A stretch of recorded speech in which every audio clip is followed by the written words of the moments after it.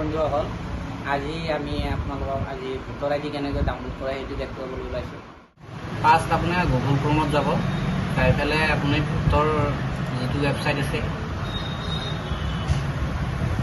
Main website যোনটো voters.eci.gov.in এই ৱেবছাইটটোত যাব। তাৰপিছত আপোনালোকে এপিক ডাউনলোড বুলি এটা অপশ্যন আছে। ফাৰ্ষ্ট আপোনালোকে লগ ইন কৰি ল'ব। মোৰ লগ ইন কৰাই আছে আগৰে পৰা। এইটোত যাব এপিক ডাউনলোড, এইটোত যাব অপশ্যনটোত। তাৰ ইয়াত দি আছে এপিক নম্বৰ আৰু ৰেফাৰেঞ্চ নম্বৰ। আমাৰ যিহেতুকে এপিক ভোটাৰ আইডি কাৰ্ড আছে, আমি ভোটাৰ আইডি নাম্বাৰটো ইয়াত বহুৱাই দিব লাগিব।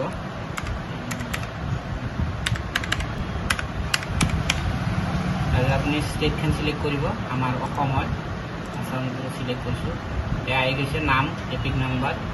সেইটোত আমি এইবাৰ OTP ভেৰিফিকেশ্যন কৰিব লাগিব। OTP এয়া মোবাইলত এটা OTP যাব। OTPটো আমি বহাই দিব লাগিব ইয়াতে।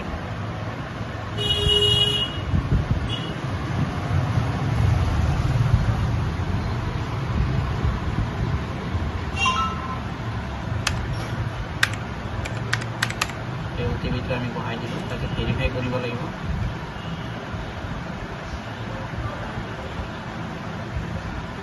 অলপ টাইম লাগিব। তাৰপিছত আপুনি ডাউনলোড ই এপিক এইটোত ক্লিক কৰি দিব।